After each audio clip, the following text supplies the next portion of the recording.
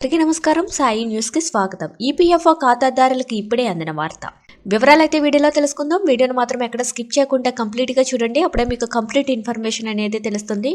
అలాగే ఇప్పటివరకు మన ఛానల్ ఎవరైతే సబ్స్క్రైబ్ చేసుకోలేదో దయచేసి సబ్స్క్రైబ్ చేసుకోండి. సబ్స్క్రైబ్ చేసుకోవడం వల్ల ప్రభుత్వం నుంచి వచ్చే ముఖ్యమైన అప్డేట్స్ అన్ని కూడా ముందుగానే మన ఛానల్ ద్వారా మీకు తెలియజేయడం జరుగుతుంది. అదేవిధంగా లైక్ చేయడం మాత్రం మర్చిపోకండి. లైక్ చేయడం వల్ల ఇలాంటి ఇంపార్టెంట్ ఇన్ఫర్మేషన్ చాలా మందికి రీచ్ చేసిన వాళ్ళం అవుతాం. ఇంకా లేట్ చేయకుండా వివరాల్లోకి అయితే వెళ్ళిపోదాం. ఈపీఎఫ్ఓకి కేంద్ర ప్రభుత్వం కొత్త ఉత్తర్వులు జారీ చేసింది. ఇప్పుడు యూఏఎన్ను యాక్టివేట్ చేయడానికి ఈ పని చాలా అవసరం.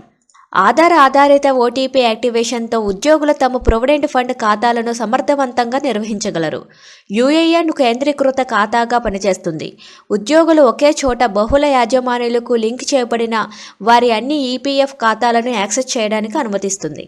యూఏఎన్ యాక్టివేట్ అయిన తర్వాత ఉద్యోగులు తమ ఇళ్లల్లో నుండే ఈపీఎఫ్ఓ యొక్క ఆన్లైన్ సేవలను 24 గంటలు యాక్సెస్ చేయవచ్చు.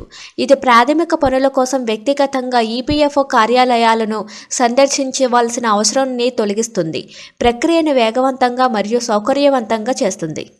యూఏఎన్ యాక్టివేషన్ కోసం ఆధార్ ఆధారిత ఓటీపీని తప్పనిసరిగా చేయాలనే కేంద్ర ప్రభుత్వ ఆదేశం ఈపీఎఫ్ఓ సేవలను డిజిటలైజ్డ్ చేయడం మరియు క్రమబద్ధీకరించడం కోసం ఒక ముఖ్యమైన దశను సూచిస్తుంది. ఈ చొరవ ప్రొవిడెంట్ ఫండ్ ఖాతాల నిర్వహణ ప్రక్రియను సులభతరం చేయడమే కాకుండా ఈపీఎఫ్ఓ యొక్క డిజిటల్ ప్లాట్ఫామ్ యొక్క భద్రత మరియు ప్రావీణ్యత కూడా పెంచుతుంది.